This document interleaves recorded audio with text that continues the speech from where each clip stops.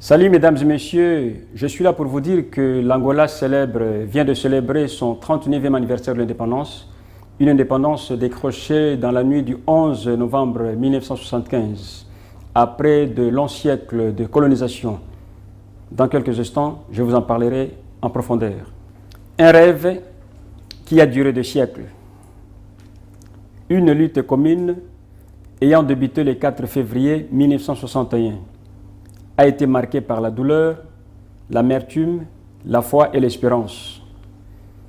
C'est ainsi que se résume l'indépendance nationale de l'Angola, une conquête politique qui a changé les destinées d'un pays qui franchit de pas de géant sur la scène internationale. C'est le 11 novembre 1975 que l'Angola a accédé à la souveraineté. La proclamation de l'indépendance nationale, résultat des accords d'Arvor, a rassemblé le noir, le blanc et les métis pour commémorer la fin d'un long cycle de domination. C'était le début d'un Angola libre de la colonisation. Les marques de cette domination tragique sont reléguées derrière. La domination, qui a fait taire la voix des milliers de combattants, n'a pourtant pas empêché le rêve de se réaliser. Au cours de ce 39e anniversaire, le pays a célébré une date qui unit la nation.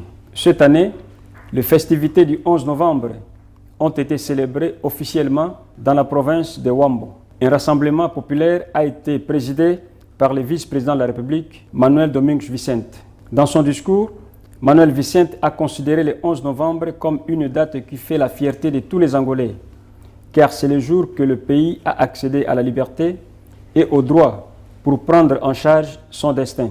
Le gouvernant a appelé à l'unité nationale et à la préservation de la souveraineté, en vue de consolider la paix pour le développement, le bien-être et l'éradication de la faim et de la pauvreté. Manuel Vicente a par ailleurs qualifié la paix d'indispensable pour un développement harmonieux du territoire et la construction d'une société démocratique garantissant les libertés et les droits de tous les citoyens.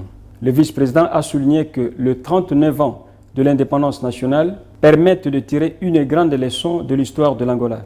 Je vous rappelle, mesdames et messieurs, que les célébrations du 11 novembre dans la province de Huambo ont regroupé toutes les couches de la société angolaise. Voilà, c'était là en quelques mots l'histoire de l'indépendance de l'Angola, une indépendance décrochée après de longues années de lutte armée. Merci d'avoir été avec nous sur les antennes de l'Agence angolaise de presse. La semaine prochaine, je vous retrouve dans une nouvelle édition. Merci et portez-vous bien. Au revoir.